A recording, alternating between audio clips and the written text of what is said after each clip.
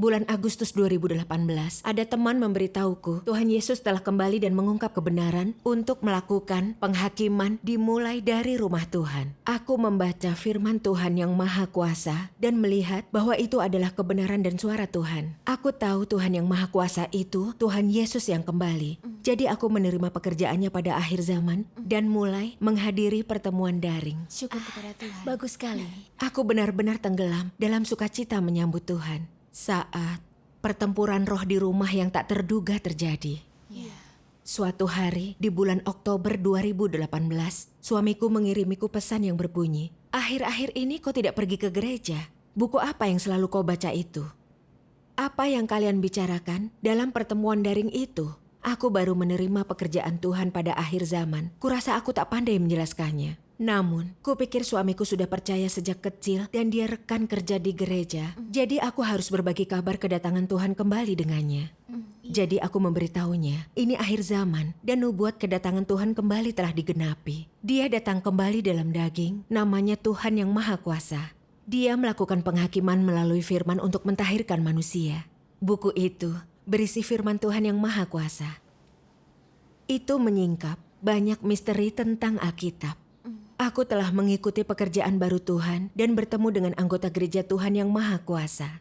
Jadi tentu aku tidak ikut kebaktian di gereja lama. Kau sebaiknya baca firman Tuhan yang Maha Kuasa dan lihat sendiri. Aku juga mengiriminya tautan ke situs web gereja. Apa dia membukanya? Iya. Yang membuatku terkejut, tak lama kemudian dia mengirimiku banyak sekali kebohongan dan rumor yang disebarkan PKT secara daring untuk memfitnah gereja Tuhan yang Maha Kuasa. Iya. Termasuk kasus palsu Coyuan yang ditanam Partai Komunis terhadap gereja. Kupikir karena suamiku orang Filipina, dia tidak tahu berapa banyak berita palsu di Tiongkok. Jadi dia mudah tertipu olehnya. Tentu saja. Jadi aku menjawab, kasus Coyuan disidangkan di pengadilan PKT. Dan semua pengadilan PKT hanya alat bagi pemerintah untuk mempertahankan kediktatorannya. Pengadilan dan penghakiman mereka sama sekali tidak punya kredibilitas. PKT mengarang begitu banyak kasus palsu dan tidak adil selama bertahun-tahun. Seperti unjuk rasa mahasiswa lapangan Tiananmen yang mengguncang dunia dan tindakan keras terhadap pengunjuk rasa Tibet. Pertama, mereka buat kebohongan, memutarbalikkan fakta, dan buat tuduhan palsu, lalu pakai penindasan dan kekerasan. Itu benar sekali. Itu selalu menjadi taktik mereka untuk menyingkirkan perbedaan pendapat. Lagi pula, itu adalah partai ateis yang secara brutal menindas keyakinan agama sejak mereka berkuasa. Bagaimana kita bisa percaya kecaman mereka pada sebuah gereja? Iya, benar. Bahkan, para cendekiawan barat telah melakukan penyelidikan independen yang membongkar kebohongan mereka. Iya. Setelah itu, aku mengiriminya video dari cendekiawan agama Italia, Profesor Massimo Introvine, yang berpidato di sebuah konferensi. Ku bilang, kau akan memahami kebenaran setelah menonton video itu. Seorang terdakwa Coyuan berkata di pengadilan, aku tidak pernah berhubungan dengan gereja Tuhan yang Maha Kuasa. Mereka sendiri berkata bukan anggota gereja. Gereja juga tidak mengakui mereka. Benar. Jelas, mereka tidak punya hubungan dengan gereja Tuhan yang Maha Kuasa. Iya, itu benar. Tetapi pengadilanlah yang bersikeras bahwa mereka melakukannya. Mereka sengaja memutarbalikkan fakta dan mengarang kasus untuk mendiskreditkan gereja. Iya. Ini menunjukkan kasus Coyuan dikarang oleh PKT sebagai alasan untuk menindas orang Kristen. Itu taktik biasa mereka untuk menekan keyakinan agama. Iya, itu Iya, benar. Namun, suamiku sangat yakin dengan kebohongan PKT dan tidak mau mendengarkanku. Setelah itu dia mulai mencoba menghalangi jalan imanku. Dia pasang 6 CCTV di rumah kami agar bisa mengawasi tiap gerak-geriku. Iya, bertindak setahu itu. Suatu malam, dia melihatku mengikuti pertemuan di salah satu kamera dan masuk ke dalam ruangan sambil berteriak. Bertanya kenapa aku masih menghadiri pertemuan seperti itu. Ku bilang, ini Amerika Serikat, negara dengan kebebasan beragama. Itu dilindungi oleh hukum. Menerapkan imanku adalah hal yang wajar. Mengapa kau menghalangi jalanku? Injil Tuhan yang Maha Kuasa pada akhir zaman telah menyebar ke banyak negara barat. Ada orang-orang seperti Tuan dan Nyonya Smith dari Arizona, Tina dan Charlie, yang telah diwawancarai tentang pengalaman mereka menerima pekerjaan Tuhan yang Maha Kuasa pada akhir zaman. Ada kesaksian dari Kanada, Kuba, Jepang, Perancis, Rusia, Thailand. dan banyak negara lain. Orang-orang dari seluruh dunia yang merindukan kedatangan Tuhan kembali telah datang ke hadapan Tuhan yang Maha Kuasa dan menerima pekerjaannya. Iya. Kau seharusnya melihat apa yang pekerjaannya capai dan apa itu suara Tuhan. Bukannya secara membabi buta meyakini kebohongan pemerintah PKT yang ateis. Iya, tepat. Dia tidak mau mendengarkanku, justru datang mengambil ponselku. Untuk menghalanginya, aku memukul lengannya. Seramnya, dia menjadikannya alasan untuk melaporkanku ke polisi. Itu benar-benar keterlaluan. Bagaimana dia bisa melakukan itu? Dia tersenyum dingin dan berkata, "Bukankah kau punya Tuhanmu? Panggil dia untuk minta bantuan. Polisi akan segera tiba. Mari lihat siapa yang bisa menyelamatkanmu malam ini." Aku murka dan agak takut juga. Aku sangat takut ditangkap polisi seperti banyak saudara-saudari di Tiongkok. Lalu aku ingat firman ini dari Tuhan. Hati dan roh manusia berada di tangan Tuhan. Segala sesuatu dalam kehidupannya berada dalam pengamatan mata Tuhan. Entah engkau mempercayainya atau tidak, setiap dan segala hal, apakah hidup atau mati, akan berganti, berubah, diperbarui, dan lenyap sesuai dengan pemikiran Tuhan. Begitulah cara Tuhan memimpin segala sesuatu. Amin. Syukur kepada Tuhan. Segala sesuatu benar-benar ada di tangan Tuhan, dan Dia yang menentukan segalanya. Entah polisi akan membawaku hari itu, sepenuhnya terserah kepada Tuhan. Jika Tuhan mengizinkan, artinya itu bagian kehendaknya dan aku akan tunduk. Aku tidak terlalu merasa panik setelah berdoa. Syukur kepada Tuhan. Polisi tiba 5 menit kemudian, dan begitu memahami situasinya, mereka bersikap pengertian padaku. Salah satu petugas pria kulit putih bilang dia pernah tinggal di Tiongkok dan tahu penindasan pemerintah Tiongkok pada keyakinan agama. Setelah kami mengobrol, dia memperingatkan suamiku dan bilang, "Ada kebebasan beragama di Amerika Serikat. Kau tidak berhak ikut campur dalam kepercayaan istrimu." Mendengar ini dia menjawab, dia boleh punya keyakinan, tapi tidak boleh ikut pertemuan daring di rumah. Lalu petugas itu memperingatkannya lagi, dia adalah istrimu dan anggota rumah tangga ini. Dia berhak menghadiri pertemuan di rumah. Ini dilindungi undang-undang. Kau tidak bisa menghentikannya menghadiri pertemuan di rumah. Melakukan itu akan melanggar hukum Amerika Serikat. Syukur kepada Tuhan. Tuhan membukakan jalan untuknya. Iya. Setelah polisi itu pergi, kupikirkan kembali yang telah terjadi dan tidak bisa mempercayainya. Kami telah melalui banyak hal bersama bertahun-tahun, tetapi dia memakai imanku pada Tuhan Yang Maha Kuasa sebagai alasan untuk melaporkanku ke polisi. Kemana perginya suami yang ku kenal, dia tidak punya kemanusiaan. Aku juga tahu, terlepas dari hal yang kualami, Tuhan ada di sisiku, diam-diam melindungiku. Aku merasa bersyukur kepada Tuhan, dan tekadku untuk mengikutinya makin kuat. Amin. Amin. Syukur kepada Tuhan. Karena aku bertekad mempertahankan imanku, suamiku mengambil semua kartu bank bersama kami, kunci mobil, kunci toko kami, dan uang tunai yang kupegang. Sepanjang pernikahan kami selama ini, akulah yang biasanya mengatur keuangan dan bisnis kami. Tetapi kini dia mengambil semuanya dariku. Dia juga mematikan internet kami agar aku tidak bisa ikut pertemuan daring dan mengunci pintu kamar utama agar aku tidak masuk. Dia juga menjadi makin dingin kepadaku. Kadang aku bertanya dia pergi kemana dan dia hanya mengatakan hal-hal seperti, "Jangan ikut campur dalam urusanku, kau tidak berhak bertanya." Jika ingin percaya Tuhan Yang Maha Kuasa, kau bisa keluar dari rumah ini, tempuh jalanmu sendiri. Kau tidak boleh lagi bekerja di toko. Jika aku tahu kau mendekati toko, akan kupanggil polisi. Itu jahat. Dia juga membombardir teman-teman kami dengan semua kebohongan daring itu. Dan beberapa terus datang ke rumah kami, bersikeras agar ku lepaskan imanku. Kehidupan kami yang dahulu damai tercabik-cabik. Saat itu, kupikirkan diriku yang demi hidup kami bersama melepaskan karirku untuk berbisnis bersama suamiku. Itu memungkinkan kami memiliki toko di kota ini. Namun, saat dihadapkan pada pilihan antara iman dan keluarga, aku benar-benar tidak tahu harus berbuat apa. Aku merasa sangat lemah. Aku tidak paham, bukankah semua orang percaya merindukan kembalinya Tuhan? Aku telah menyambut Tuhan dan mulai menapaki jalan yang benar dalam iman. Jadi kenapa tidak ada yang mengerti? Saat memikirkan semuanya, aku tidak bisa menahan air mataku. Lalu, aku teringat beberapa firman Tuhan. Aku akan membacanya. Yang telah kau warisi saat ini melebihi yang diwarisi semua rasul dan nabi sebelumnya, dan bahkan lebih besar daripada yang diwarisi Musa dan Petrus. Berkat tidak bisa diperoleh dalam 1 atau 2 hari, tetapi melalui pengorbanan besar. Engkau harus memiliki kasih yang murni dan iman yang besar, dan banyak kebenaran yang Tuhan mau kau dapatkan. Engkau juga harus berpaling ke arah keadilan dengan teguh, dan kasihmu kepada Tuhan harus tak tergoyahkan. Darimu dituntut ketetapan hati. Amin. Syukur kepada Tuhan. Firman Tuhan menguatkanku, dan aku sadar yang Dia mau adalah iman dan kasih sejati manusia, dan kita tidak pernah menyimpang darinya apapun kesulitan kita. Cukup beruntung mendengar suara Tuhan dan menyambut kedatangan Tuhan kembali pada akhir zaman adalah kasih Tuhan.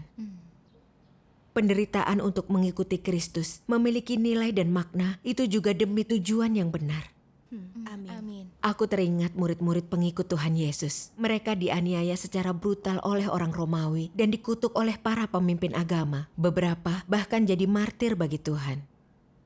Mereka sangat menderita, tetapi Tuhan mengingat mereka. Aku sadar aku tidak boleh marah jika dihalangi dan dianiaya karena mengikuti Tuhan yang benar. Aku harus belajar dari orang suci berbagai generasi dan ikut Tuhan sampai akhir di hadapan kesulitan apapun. Amin. Syukur Penderitaan kepada seperti Tuhan. itu memiliki nilai. Ku baca beberapa firman Tuhan lagi setelah itu yang ingin kubagikan ini. Baiklah. Dalam setiap langkah pekerjaan yang Tuhan lakukan di dalam diri manusia, dari luar pekerjaan itu terlihat seperti interaksi antara manusia, seolah-olah lahir karena pengaturan manusia atau dari campur tangan manusia. Tapi di balik layar, tiap langkah pekerjaan dan segala yang terjadi adalah pertaruhan antara iblis dan Tuhan, menuntut orang menjadi kesaksian bagi Tuhan.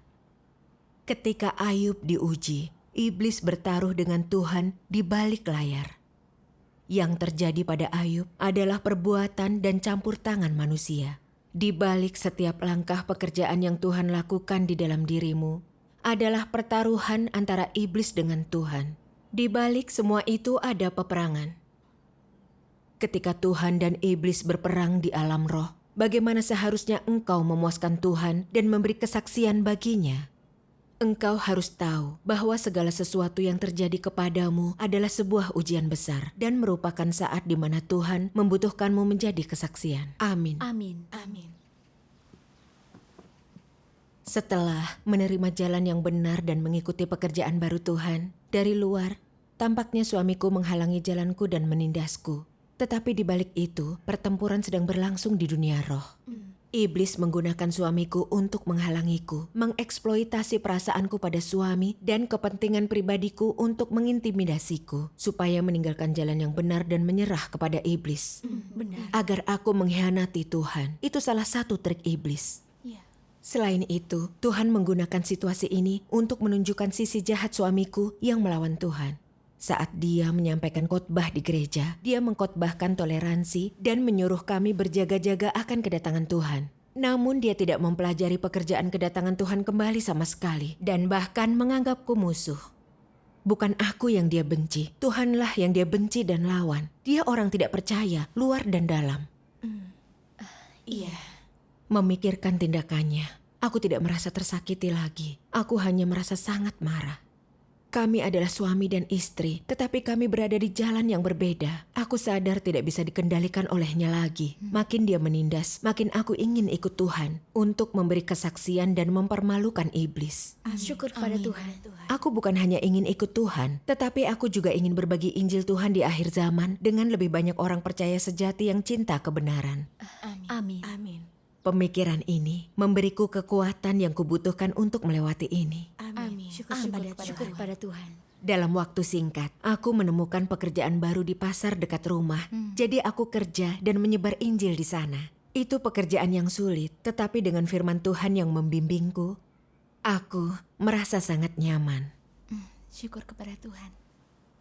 Namun, suamiku tetap tidak berhenti. Untuk menghentikan imanku, dia mencuri sepeda yang kupakai untuk bekerja dan melarangku kerja di sana.